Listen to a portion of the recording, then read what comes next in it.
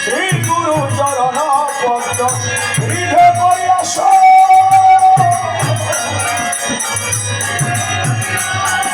ওরে শ্রী গুরু চরণ পদ্ম হৃদয় করি আসো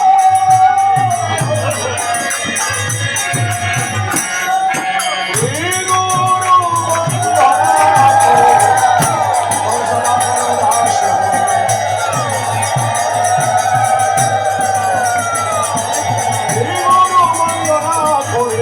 সনাতন দাস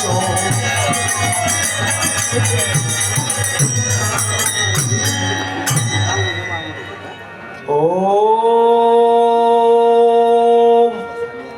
বৃন্দাবই তুলসী দব্বই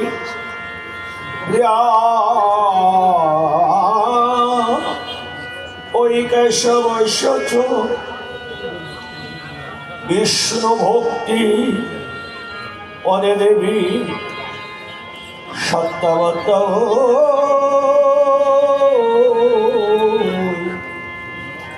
নমো নমঃ।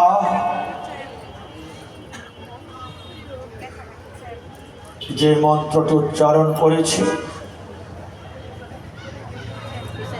প্রতিদিন হিন্দু ধর্মের সমস্ত ভক্তদেরকে মানুষকে এই মন্ত্রে তুলসীকে প্রণাম করা উচিত। আপনি নিজে ঘুম থেকে উঠে বসুমতীকে প্রণাম করে ঘর থেকে বের হয়ে পিতামাতার উদ্দেশ্যে প্রণাম করবেন। পিতার প্রণাম মন্ত্র আছে, পিতা সর্বপিতা ধর্ম, পিতা হি পরমন্তপ, পিতরি প্রীতমাপন্নে প্রিয়ান্তে সর্বদেবতা। মায়ের প্রণাম করবেন, জননী জন্মভূমিষ্ঠ স্বর্গাদপি করিয়সী। তারপরে আপনি তুলসী প্রণাম করবেন। যে মন্ত্রটি আমি উচ্চারণ করেছি এই মন্ত্রটি, তারপরে সূর্যকে প্রণাম করবেন। এটা আপনার নিত্যদিনের রুটিনে থাকা উচিত। দিনটা যেন শুরু হয় ভালো করে। আপনার ছেলে মেয়েকে এবং আপনি নিজে এই মন্ত্রগুলো মুখস্থ করে নেবেন, কারণ মন্ত্রে মন পবিত্র হয়, মন্ত্রে সাধন ভজন হয়, মন্ত্রে মন ভগবানের দিকে দাবিত হয়। আরে ভাই খেয়াল করে দেখো না, যতক্ষণ পর্যন্ত গুরুর কাছ থেকে মন্ত্র না নিবে ততক্ষণ তুমি শুদ্ধ না। হরিভক্তি বিলাস বা হিন্দু ধর্মের দলিল সেখানে আরো কঠিন কথা বলেছে, সে কথা আমরা বলতে চাই না। তাই তুলসীকে প্রণাম করতে কেন হবে? কারণ ভগবান নিজে কথা দিয়েছেন, তুলসীর পত্র ব্যতীত তিনি কোনো কিছু গ্রহণ করিবেন না। এত কঠিন কথা আমরা বারবার কেন বলি? আমাদের ধর্মে অনেক প্রকারের সাধন ভজন আছে, কারণ ভগবান সেই পদগুলোকে তিনি স্বীকৃতি দিয়েছেন গীতায়। বলে কি করে, যে যথামাং প্রপদ্যান্তে তাং সর্বভজন মহম মম বর্তন বর্ততে মনুষ্য পার্থ সর্বস্ব। আমাকে যে যেভাবে সাধন ভজন করে আমি তাকে সেভাবে তুষ্ট করি। তাই কোনো মতকে, কোনো পথকে আমরা ছোট করে দেখি না। সব মত পথেই ভগবানকে পাওয়া যায়। তবে যে মতেই হোক না কেন, যদি আমার রাধা কৃষ্ণের গৌর গোবিন্দের ভোগ দিতে চাও, তুমি অবশ্যই তুলসীকে হাতে নিতেই হবে, তুলসী দিয়ে তোমাকে নিবেদন করতে হবে। তাই আপনারা সবাই আমার সাথে মন দিয়ে তুলসী বন্দনা কীর্তন করুন, যেন মা আমাদের সকলকে কৃষ্ণ প্রেম বিষ্ণু ভক্তি আমাদের হৃদয়ে বাড়িয়ে দেয়। জয় রাধে। সবাই আমার সাথে তুলসী বন্দনা কীর্তন করুন। তুলসী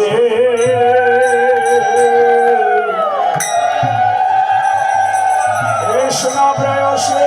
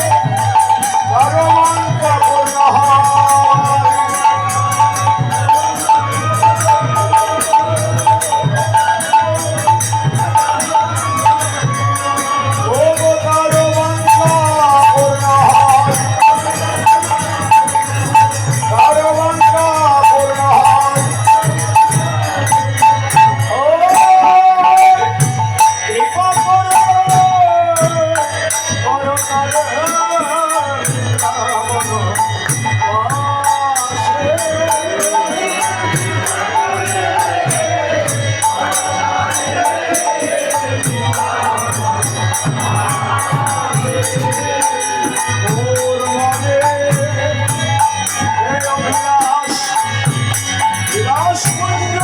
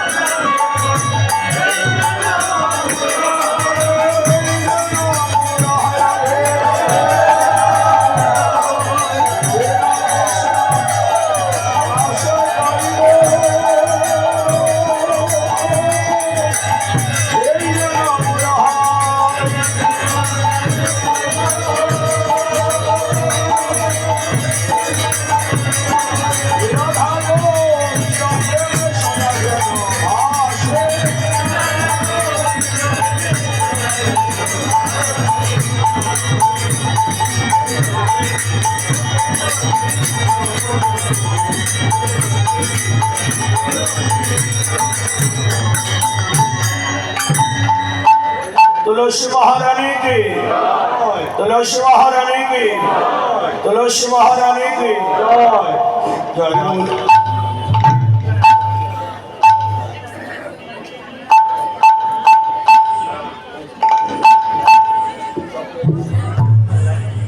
जय राधे। हरे कृष्ण। साइड मान साइड भोकाल করে তো দেখো বাবা। জয় রাধে। জয় রাধে সব চলবে ওটা দেখো ওটা বাজে না জয় রাধে হরি বল হরি বল হরি বল জয় রাধে হরে কৃষ্ণ। ঠিক আছে ঠিক আছে হারমোনিয়ামটা দেখো হারমোনিয়াম বাবা।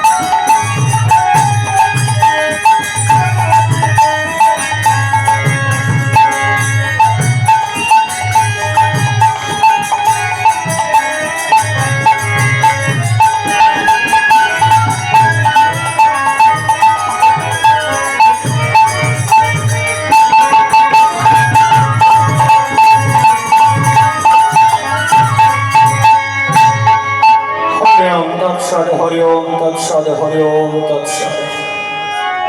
সর্বপ্রথমে সমস্ত সাধুগুরু বৈষ্ণবদের চরণে আমি শতকোটি প্রণাম জানাচ্ছি।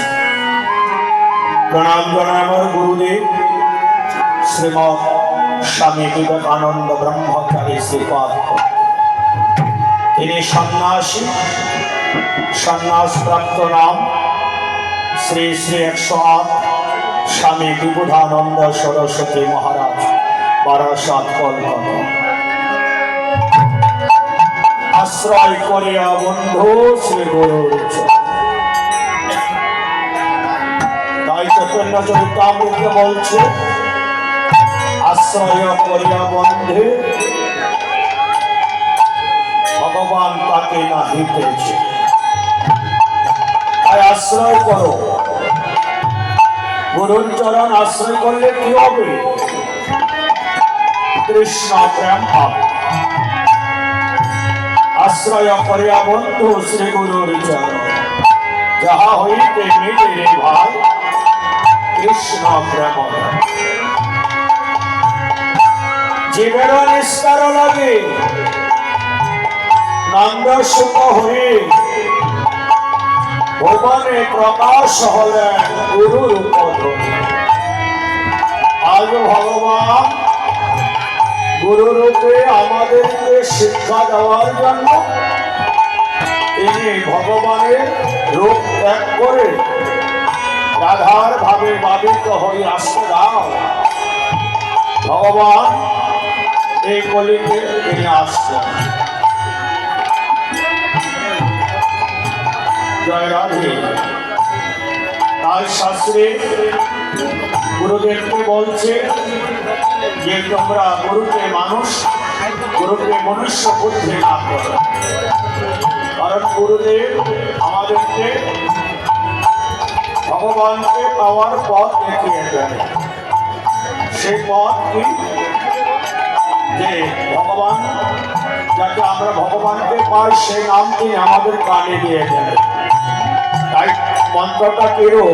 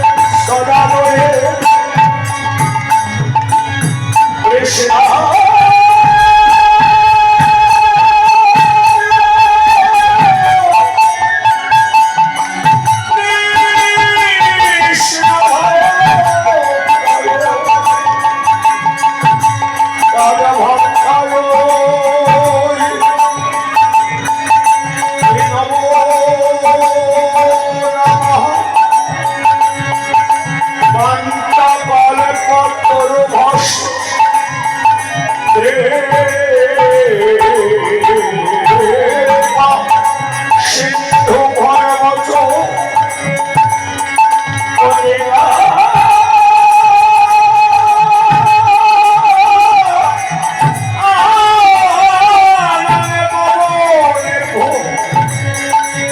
বৈষ্ণবে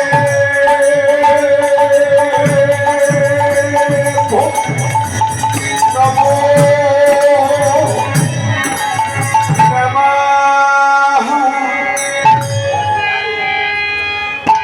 বৈষ্ণব সাধন, বৈষ্ণবের চরণবন্ধ, সমস্ত শাস্ত্রে বৈষ্ণব মতবাদ তিনি প্রচার করেছিলেন। তিনি হলেন আমার প্রভু নিত্যানন্দ প্রভু। এই বৈষ্ণব মতবাদ তিনি জোর করে চালিয়েছিলেন, কারণ এই হিংসা নিন্দা রাহাজানি এক ভক্ত আরেক ভক্তের সাথে শাস্ত্র নিয়ে তর্ক বিতর্ক এক পর্যায়ে সনাতন ধর্মকে অনেকটা বিপদগামী করে দিয়েছিলেন। কারণ মায়াবাদী সন্ন্যাসীরা তারা প্রচার করেছিলেন অদ্বৈতবাদ। অদ্বৈতবাদকে এনেছিলেন আচার্য শঙ্কর। শঙ্করাচার্য অর্থাৎ দেবাদিদেব মহাদেব আচার্য শঙ্কর হয়ে কলিতে আবির্ভাব করেছিলেন। 8 বছরের আয়ু নিয়ে তিনি এসেছিলেন, 8 বছর। তারপরে তিনি 32 বছর এই ভারতবর্ষে সব জায়গায় তিনি ঘুরে ঘুরে তিনি সমস্ত হিন্দুদেরকে এক করার চেষ্টা করেছিলেন। তারপরে মহাপ্রভু আসলেন, এসে তিনি দ্বৈত ভাব প্রচার করলেন। দ্বৈত কি? যে তুমি ভগবান, আমি দাস।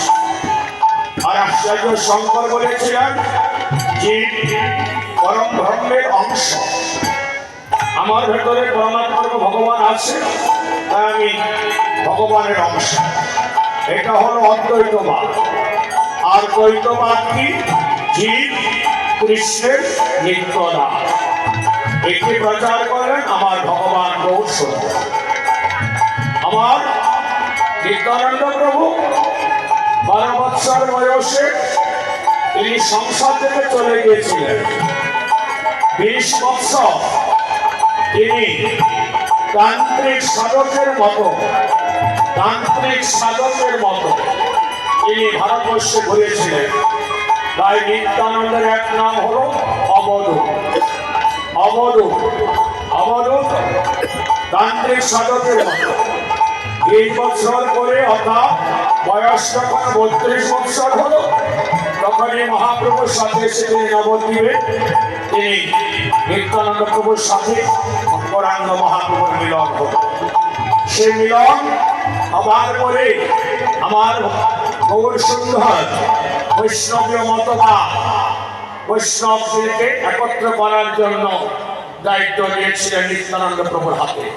সে নিত্যানন্দ প্রভু সনাতন ধর্মের সকলকে একসাথে আনলেন। তিনি যার বিচার করলেন না, তিনি সবাইকে উদ্ধার করলেন, সবাইকে বৈষ্ণব হতে বললেন। তিনি প্রথমে যাকে উদ্ধার করেছিলেন তারা ছিল সাধু, জগায়া মাধা।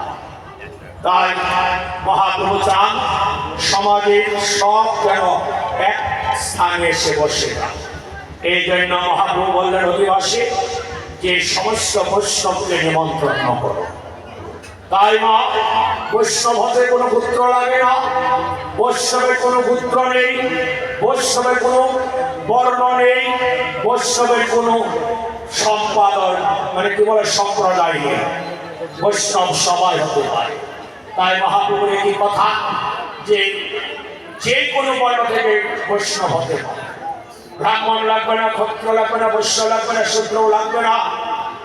তাই রহিদাস যিনি ছিলেন মুচি ঋষি, তিনি বৈষ্ণব হয়ে গেলেন।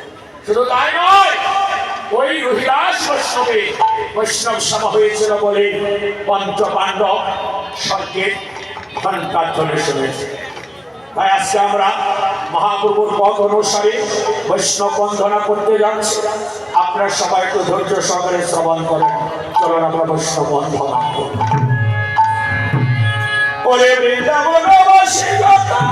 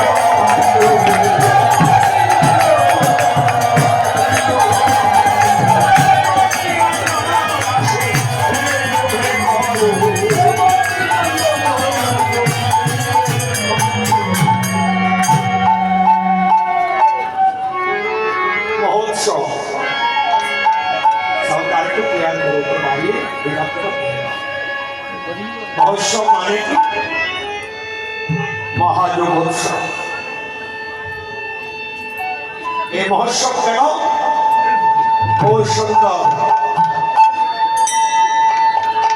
এত প্রাধান্য দেয়। এই মহোৎসবে কীর্তনে আমার ভগবান একটা উদ্দেশ্যই করেছে, যাতে সমাজ এক হয়ে যায়, সমাজে যেন কোনো ভেদাভেদ না থাকে।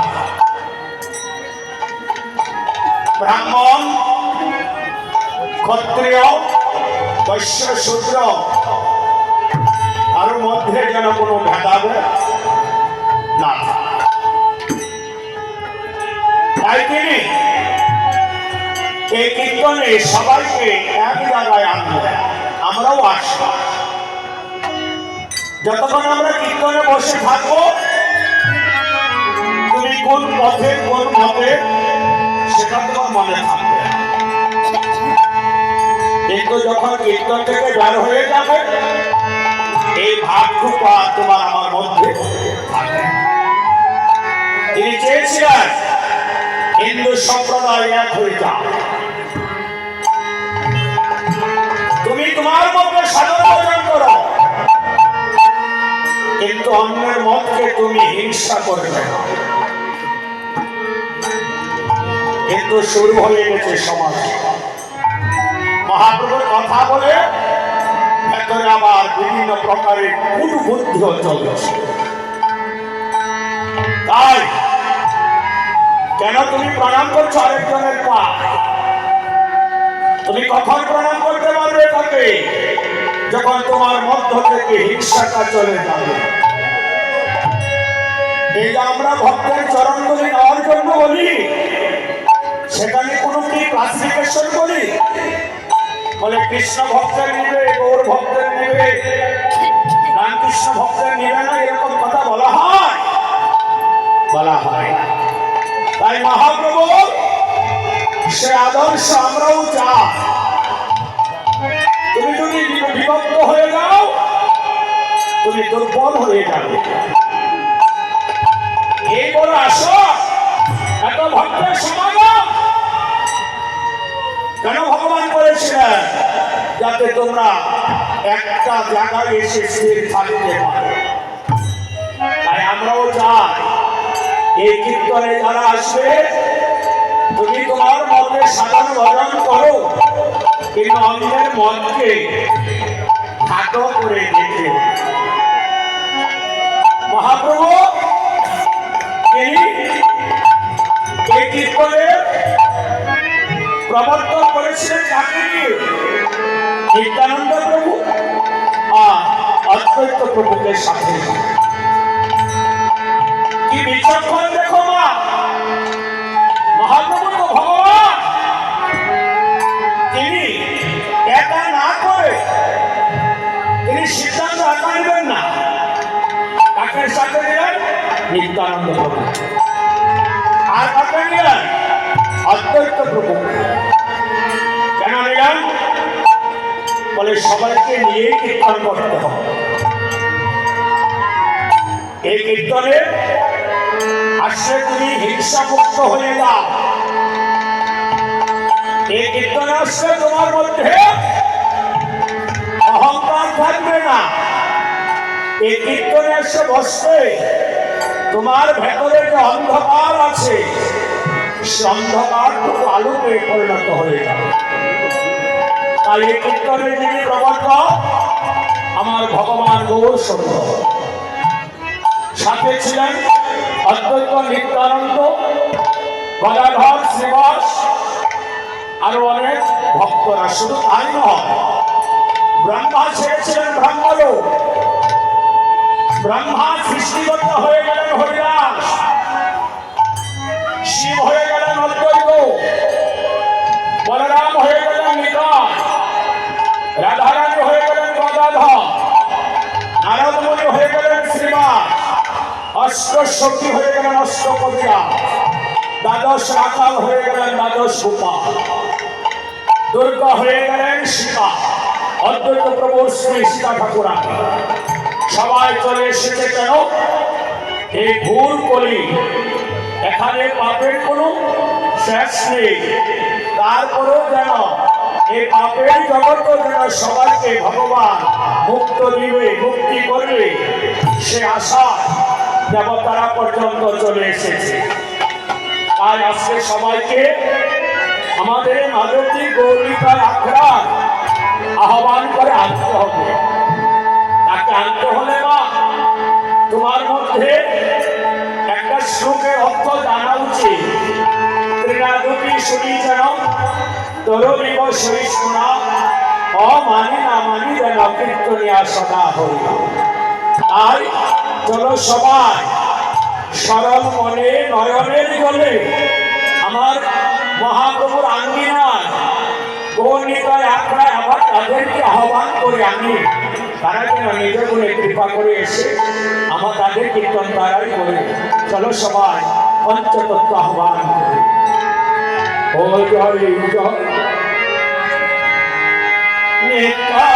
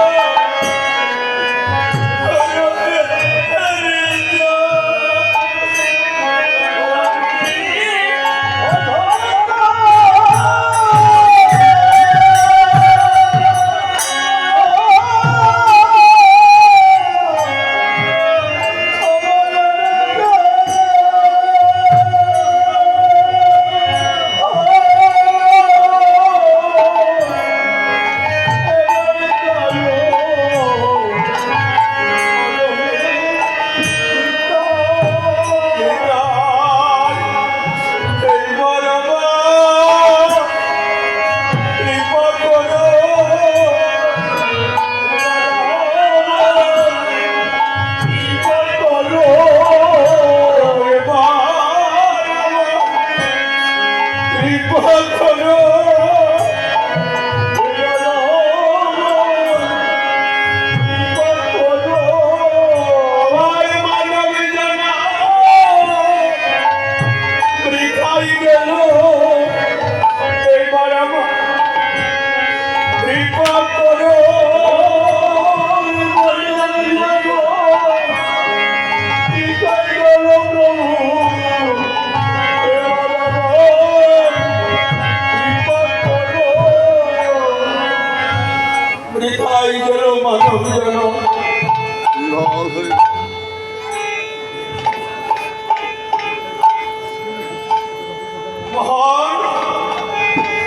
এখনো সময় আছে। কৃষ্ণ কৃষ্ণ বল, কারণ এই সংসারে কৃষ্ণ ছাড়া তোর আর কেউ নাই, নিতাই গৌর ছাড়া কেউ নাই। রাধে রাধে। আমার বলবো, আমি বলি এখনো সময় আছে। কৃষ্ণ কৃষ্ণ মানবা মন্দুতা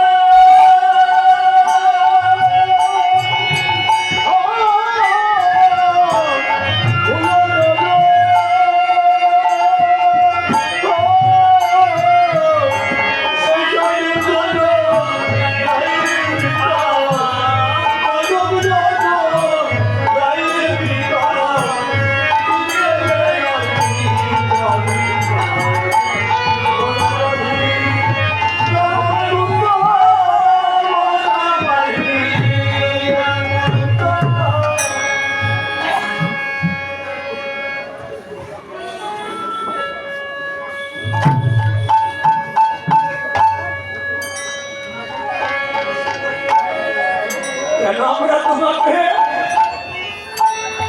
পরকালের কথা স্মরণ করিয়ে দে। জানো মা, আমাদের কথায় যদি তুমি বিন্দু মাত্র পরিবর্তন হও, আমাদের কীর্তন সার্থক হয়। এই সংসারে আমার মধ্যে তোমার মধ্যে কিছুই নাই। আমরা টাকা পয়সা ইনকাম করতে গিয়ে অনেক অপরাধ করে থাকি। আমরা তোমাকে সেই অপরাধ থেকে মুক্ত রাখতে চাই। কারণ যার জন্য এত কিছু করছো, যার জন্য সব কিছুকে তুমি প্রাধান্য দিচ্ছ, আমার ভগবানকে প্রাধান্য দাও। একদিন যখন তুমি ভগবানের সঙ্গ ছাড়া হয়ে যাবে, অর্থাৎ পরমাত্মা রূপে যখন ভগবান তোমাকে ছেড়ে দিবে, সেদিন এই সংসারে সবাই তোমার পর হয়ে যাবে। তাই কেউ অসৎ উপায় অবলম্বন করো না, কেউ সুদ ঘুষ খেও না। আমাদের কথার মধ্যে রস আছে মা। আমি তো চাই, আমি আমার ছাত্রদেরকে বলতাম, কোনোদিন সুদ ঘুষ খেয়ে তুই বলবি না তুই আমার স্টুডেন্ট। আমি কোনোদিন কারো ক্ষতি করার চেষ্টা করিনি। তোরা আমার মতো হয় যেন তোদের দ্বারা সমাজের কোনো উন্নতি হয়, এই সমাজ যেন হিংসা মুক্ত হয়, সুদ মুক্ত হয়।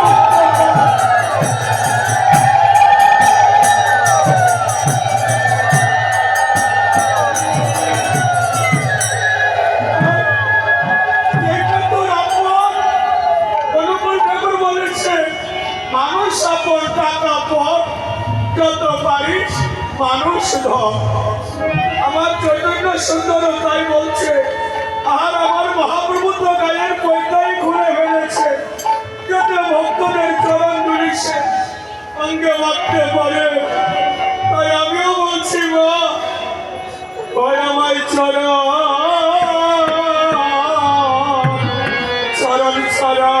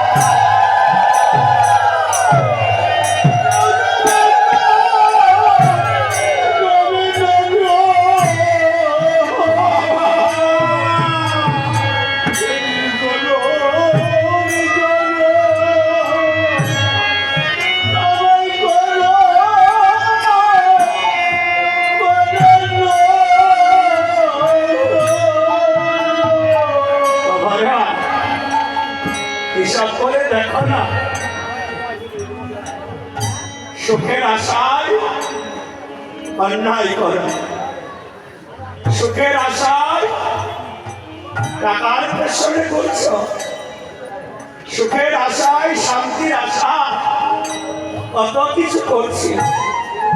আসলে শান্তি কি আছে? শান্তি কোথাও নেই। তাই শান্তির আশায় খুঁজে খুঁজে যাকে খুঁজে আমি শান্তি পাবো তাকে আমরা ভুলে গেলাম। আমার ভগবানকে যদি কেউ পায় তার অশান্তি বলে কিছুই থাকে না। বাবা লোকনাথ যখন 12 দিকে এসেছিলেন তখন তিনি উলঙ্গ নেংটি পরা সাধু, কিন্তু তিনি তো সুখী। তাই তিনি বললেন আমার চরণ ধরিস না, আমার আচরণ ধর। আমি সবাইকে বলি এই মানব জনমকে যা করলাম সব থেকে এখন খাতায় জিরো, সব জিরোতে পরিণত হয়ে গেছে। তাই আমার মতো অদম সন্তানদেরকে চৈতন্য দাবার সঙ্গে নরোত্তম ঠাকুর তার পদাবলী কীর্তনে সুন্দর করে বলে দিয়েছে, মনুষ্য জন্ম পায়া রাধা কৃষ্ণ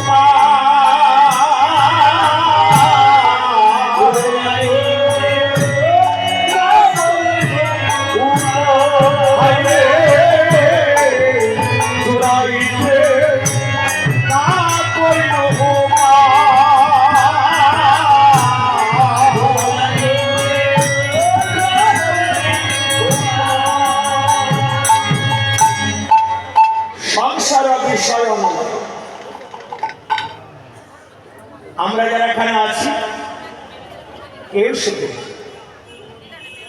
আমাদের সময়ে ক্লাস 4 একটা গল্প ছিল সুখী মানুষের সন্ধান। মোরলের রোগ হয়েছিল, কবিরাজ বলেছিলেন যদি একটি সুখী মানুষের জামা আপনি গায়ে দিতে পারতেন আপনার অসুখ ছেড়ে যেত। সবাইকে পই পই করে জিজ্ঞাসা করলেন তোমরা কেউ সুখী? কেউ রাজি হলো না। ওই এক পাগল গাছের নিচে বসে আছে, সে বলেছিল আমি সুখী মানুষ, আমার না আছে চোরের ভয়, না আছে বাটপারের ভয়, আমার কিছু নাই, আমার পক্ষে সুখী কেউ নাই। বলে তুমি যদি সুখী হও আমাকে একটা জামা দিবে? বলে আমি জামা দিব কোথা থেকে, আমার তো জামাও নেই। বুদ্ধদেব বুদ্ধি ধর্ম প্রচার করেছিলেন। এক মাস বলেছিল আমার ছেলেটা মারা গেল, আমার ছেলেটাকে তুমি জীবিত করে দাও, তুমি তো সাধু। বলেছিল আমি জীবিত করতে পারি। এমন এক বাড়ি থেকে আমাকে এক মুঠ সরিষা এনে দাও, যে সরিষাটা যার বাড়ি থেকে আসবে তার বাড়িতে যেন মৃত্যু প্রবেশ করে না। যার বাড়িতে কোনো মৃত্যু হয় না সে বাড়ি থেকে এক মুঠ সরিষা এনে দাও, আমি তোমার ছেলেকে জীবিত করে দিব। মা তো মনে করলেন সহজ জিনিস। মা গ্রামের পর গ্রাম ঘুরছে, যাকে জিজ্ঞাসা করে বলে সরষা তো আছে গো, আমার শাশুড়ি মারা গেল, আমার শ্বশুর মারা গেল, যার বাড়িতে যায় সে বলে বাপ মরেছে, কে বলে মা মরেছে, কে বলে স্ত্রী মরেছে, কে বলে স্বামী মরেছে, কে বলে পুত্র মরেছে। সারাটা দিন ঘুরে খালি হাতে চলে আসছে। তখন বুদ্ধদেব বলেছিলেন মা, মৃত্যু স্বাভাবিক, এই স্বাভাবিক বস্তুদের জন্য তুমি কেন তোমার জীবন নষ্ট করছো? তোমার ছেলে এতটুকু তাই ছিল, সে চলে গেছে, তুমি তোমাকে নিয়ে চিন্তা করো। তাই সবাইকে বলি এই সংসারের সব কিছুর মধ্যে নিজেকে একটু সময় দিন, নিজের জন্য একটু সময় রাখো। বলে কোন সময়টা রাখবে? বলে ওই 20 মিনিট দিনের বেলায় সন্ধ্যা, রাতের বেলায় সন্ধ্যা, এই 20টা মিনিট সময় রেখো। আর মনে মনে আমার ভগবানকে একটু ডাকো। কারণ মুখটা তো তোমার কোনো কাজ করছে না, হাতে কাজ করছ, পায়ে চলছ। এই জন্য তো বলছে হাতে করা গৃহকর্ম মুখে বলো হরি। তাই মা সংসারের বিষয় অনল থেকে মুক্তি দেওয়ার জন্য এখানে যতক্ষণ বসে থাকবেন ততক্ষণ আপনি সংসার মুক্ত। আপনার ভেতরে কেউ থাকবে না। বলে আমার ভেতরে কে থাকবে? এই যতটুকু বসে থাকবে, যে ভাবটা তোমার মধ্যে এখন আছে, সবার মন এখন কোথায়? আমার গৌরীকারীর চরণ তলে পড়ে আছে। এই মন কীর্তনে আসলে স্থির হয়ে যায়। সেজন্য যারা নাম দিলেন কি মন্দির।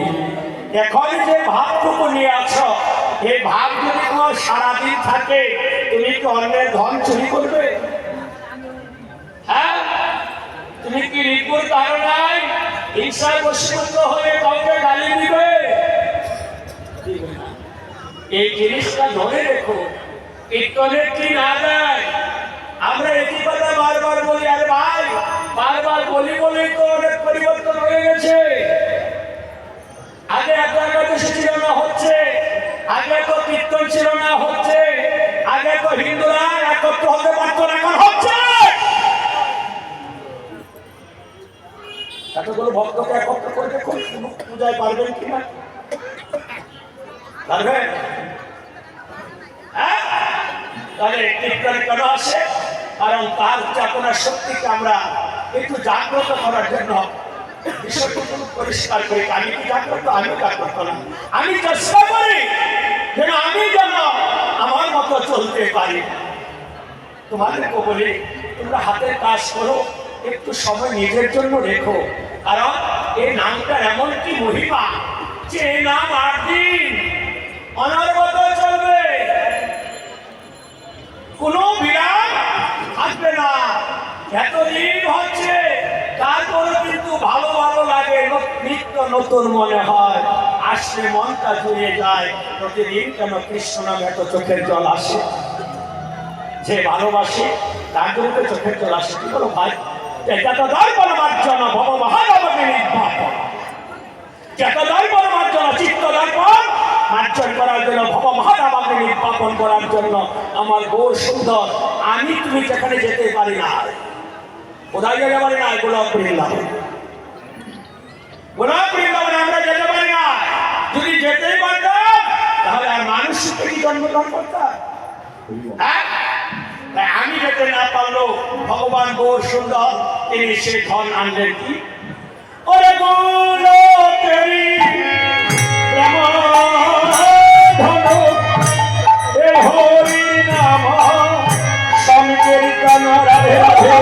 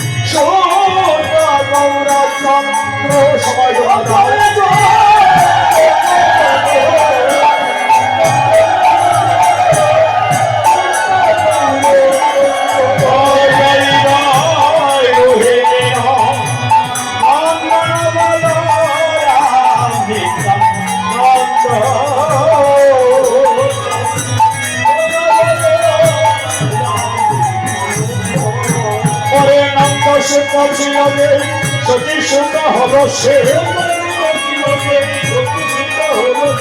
বলরাম হইল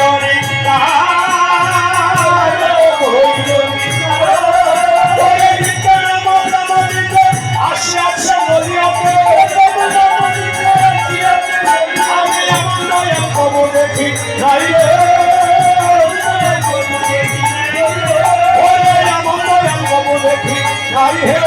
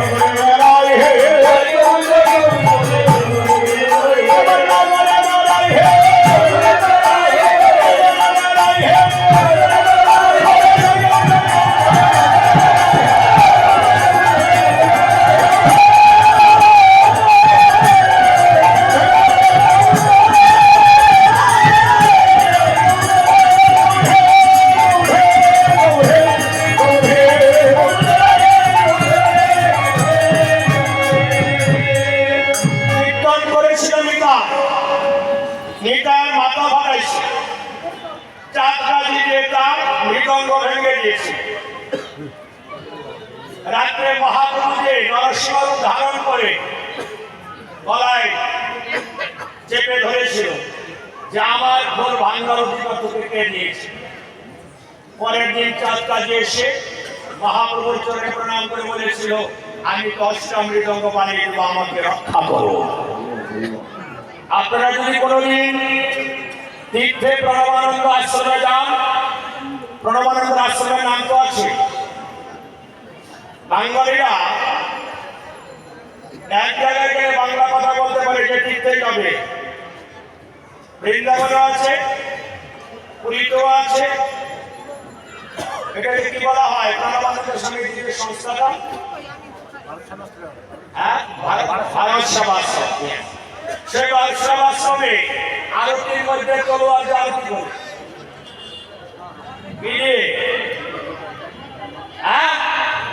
কেন? ধর্মের পথে যদি কেউ আঘাত করে, সে আঘাত প্রতিঘাত করতে কথা সংক্ষেপে বলতে পারে, আমরা বেশি কথা বলতে পারি না। তাই আপনার যদি কোনো প্রয়োজনে সংস্থা ডাক দেয় হিন্দু রাতে, কেউ কিছু থাকবে গীতা অষ্টাদশ শ্রদ্ধা কোন সম্পূর্ণ জ্ঞান প্রদান করে অর্জুন এবং ভীমকে দিয়ে কুরুক্ষেত্রের যুদ্ধে যারা ধর্মের বিপক্ষে ছিল, কৃষ্ণ কি করেছে? তাই সবাই বলি তুমি তোমার নিজের ধর্মটাকে রক্ষা করো, তোমার মতে চলো, এখান থেকে বের হয়ে গিয়ে বলো না বলে আমার মতটা বড়, আমি বুঝি না প্রসাদ বুঝি কিনা, সেই জন্য আমাদের কীর্তন শুনতে দুই সম্প্রদায় আসে না, নাম বলবো না। আমাদের মুখে কীর্তন শুনে নাকি কোনো লাভ হবে না, তো ভাই এসো না, তুমি দয়া করে যারা আমি চাই তাদের টাকা নিয়ে তোমার সংসার চালাইও না।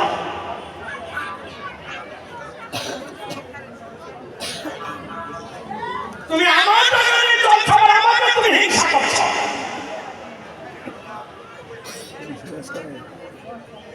কথা বলবে না, মরবো তো একবার সবসময় মরবো, সত্যি কথা বলি। এখনো সময় আছে, মহাপ্রভুর আদর্শের পথটা তুমি ধরে রেখো। কিবা সূত্র কিবা মুচি কিভাবে তোর হয়, যেই তোর কৃষ্ণ তত্ত্ব ব্যাখ্যা সেজন গুরু হয়।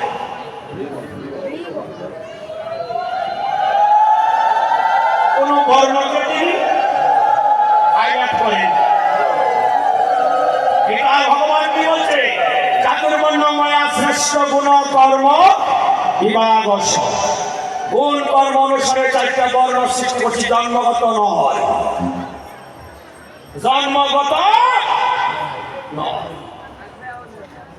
আমার কথাগুলো একটু সংকেত দিয়ে যায়, আর বেশি কিছু বলতে পারবো। তাই সবাই বলে অক্রোধ রাগ করতে পারবে না, ভালোবাসা দিয়ে সবাইকে জয় করার জন্য কে বলি না। কষ্ট করে বলছে তো, কি বলছে, হরিনাম পূর্ণ হবে, সভা অনুষ্ঠান ঘরে ঘরে প্রচার হবে।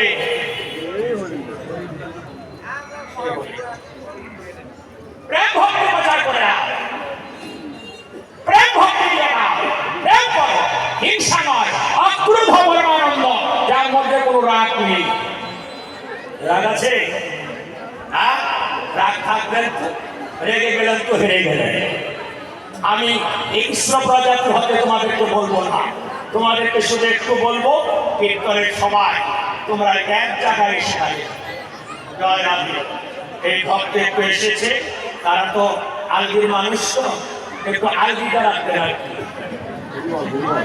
ওই কীর্তন বলে আসলাম যে মাধব দিয়ে তারা যদি একটু ফু দেয়, ফু বুঝলেন তো, একটু সাইলেন্ট তারা দিকে, তারা এবার শুরু করছে। এই বুঝতে পারছে না, কষ্ট করতেছে তো, ইয়া অনেক কি রয়েছে আমি জানি, আগামীতে জানি না, বলতে 3 দিন হলে তো ভালো হতো না, বুঝি দেন আর কি। আমি চাই মাধবের এই টাকাগুলো সব কাজে লাগুক। এই মাধবের টাকা দিয়ে অনেক জায়গায় মন্দির চলে। রসুলপুর জায়গা দেয় না, পয়সা টাকা লাগবো, আর মন্দির তুল বলে কইতে দিয়েছে, উঠতে দিয়েছে না, টাকা কিন্তু ধরো দিচ্ছে না, গোবিন্দের নাম কইলাম নাথ মন্দির তো করবো না, নাথ মন্দির করলে কে বাড়ি আসতে পারবো, গোবিন্দের নামে দেওয়া লাগবো। তাই আমি অনেক জায়গায় তাদেরকে বলে নেই, যারা কি সন্তান আছো, যাদের সন্তান নেই, তোমার জায়গাটা তুমি ভগবানকে সন্তান মনে করে তার নামে দিয়ে দিও, বলে আমার সন্তান আমি গৌরকে দিয়ে গেলাম। গ্রামের জায়গাতে যদি আসো, সেখানে একটা মন্দির হয়ে যাবে, আজ না হোক কাল, কাল না হোক পরশু হবে, হবে না কি? যার সন্তান নেই তুমি সন্তান মনে করো না। তোমার কে নাই, একজন আছে, কে আছে? ওই হরিবল বলে দুর্বলের বল বন্ধু কেবল হরি। এ কথা চতুর্থ আছে, ভক্তের সন্তান নেই, ভক্ত বলেছিল প্রভু আমার মৃত্যুর পরে কে আমার ধরা বলায় তুমি রোজে সাজা কাপড়ে একটা লোয়া দিয়ে ধরা। তখন মহাপ্রভু রাত্রে স্বপ্নে দেখালেন যে তোর ধরা আমি নিব। মহাপ্রভু গলায় ধরা নিয়েছিলেন, সে ধরা দিয়ে তিনি বুঝিয়েছিলেন যে আমার যদি আমার কেউ হয়ে যায় আমি তার হয়ে যায়। তাই অক্রোধ পরমানন্দ, তোমার মধ্যে রাগ থাকতে অভিমান থাকতে পারবে না, হিংসা থাকতে পারবে না। তবে তোমাদের কীর্তনে আনন্দ হবে এবং সফল হবে। মনে রাখবে, অক্রুত পরমানন্দ নিত্যানন্দ রায় অভিমান ও শূন্য নিতাই নগরে বেড়ায়। নিতাই সবার বাড়িতে যায়নি, কার বাড়িতে গেছে? রঞ্জিত বাড়িতে গেছে। হরিনা মন্দিরে যাবে, লোকনাথ মন্দিরে, হ্যাঁ পরে যাওয়া হচ্ছে টাইগার এসে গরিবকে দান করে গেছে বলে আজকে ওনার বাড়ির একটা স্টেশন হয়ে গেছে। এই নাম কোনোদিন ভুল হবে না, কোনোদিন বুঝে যাবে কি তখন না। হ্যাঁ, এই কথাগুলো একটু করে বলি যে তোমার হাতটাও যেন ওই রঞ্জিত বাবু আপনার সাথে সঙ্গ করিনি ওনার মতো হয়ে যায়। তোমার নামটা যেন হাজার বছরের হাতায় অম্লান হয়ে থাকে।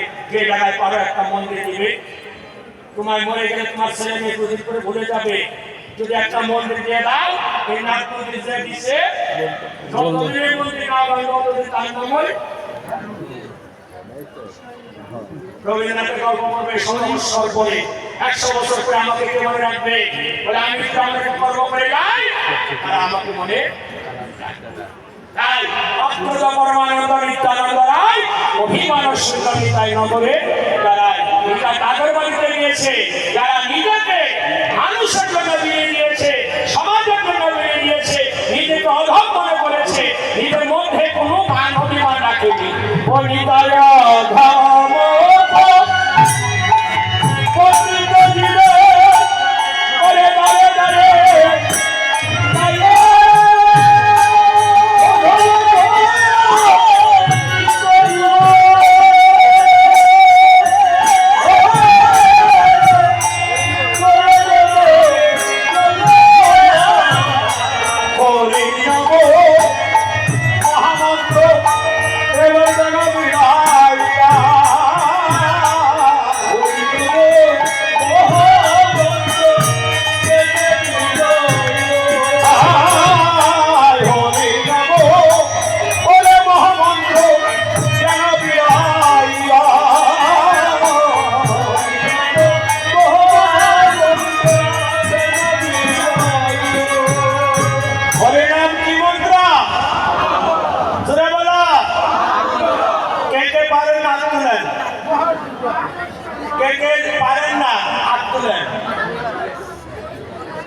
এটা বলছি না। কে কে পারেন না হাত তুলতে পারবেন?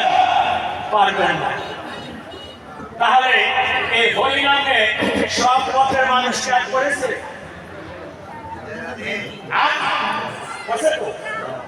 অনেকে তো হরিনাম করে কিছে, আরে হরিনাম করে কিছু যাচ্ছে দয়া ময়দা মেলা চলে, ইস্কন আসলে, অনুকূল ঠাকুর আসলে, সরবপুরে চলে, রামকৃষ্ণ আসলে, সবাই স্বপ্নে আসল, কিন্তু সবার আমি এক জায়গায় আনবো।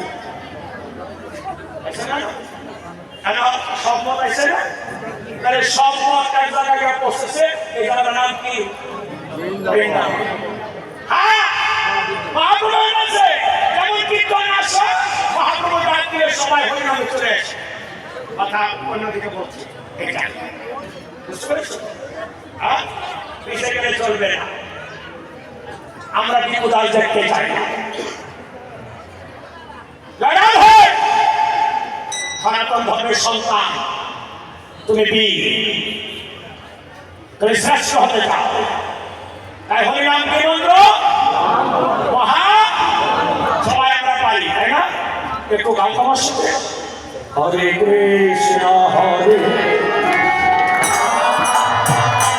কৃষ্ণ কৃষ্ণ হরে